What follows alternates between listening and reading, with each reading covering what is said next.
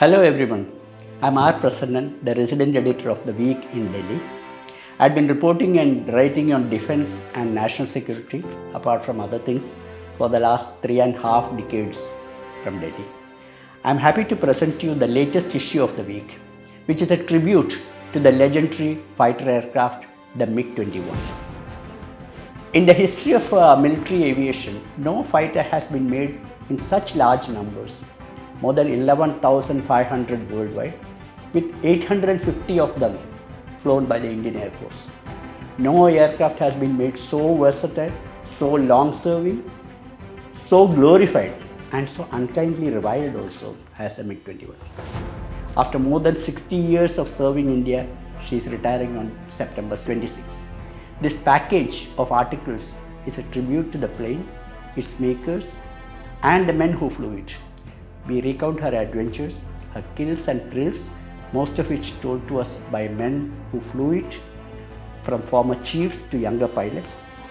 We open the story of how she delivered the knockout punch in the War of 1971.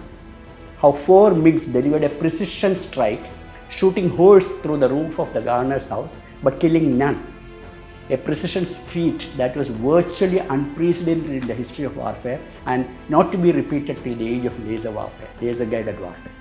That strike was the knockout punch in the war. It led to the historic surrender of December 16, 1971. We end that account with her incredible feat of downing an F-16 over the skies of Kashmir after Balakot in 2019. There are accompanying articles and infographics, like for example the MiG variants, because the MiG is not just MiG-21 is not just one type. There are 4 or 5 types used by India alone. These are we give a short idea of that. Apart from that, there are other MiGs, one of which is still serving India, the MiG-23, the enigmatic, mysterious MiG-25, the swing wing MiG-27. It could swing its wings. And the MiG-29, which is still serving in the Indian Air Force. We explain, of course, the accidents are not forgotten, the series of accidents which it had in the 90s and the early 2000s. But we also explain why they happened.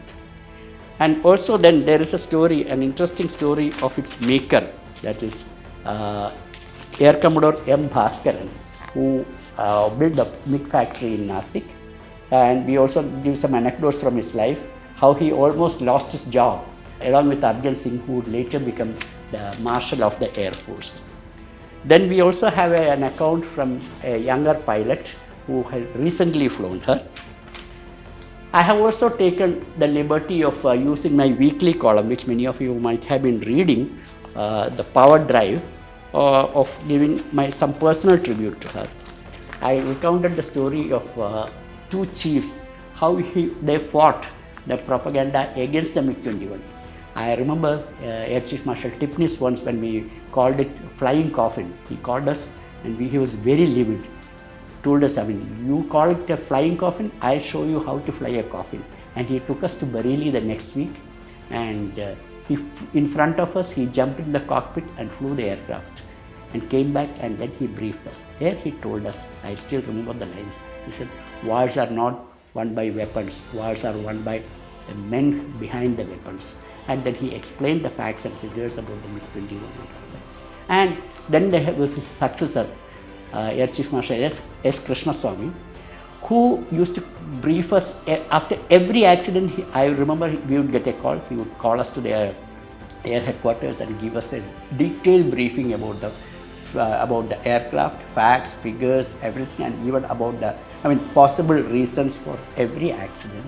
He used to said that it was a sort of the campaign was a misplaced campaign, but at the same time he too used to admit that they were mistakes. So this column is a tribute to those 2 gentlemen.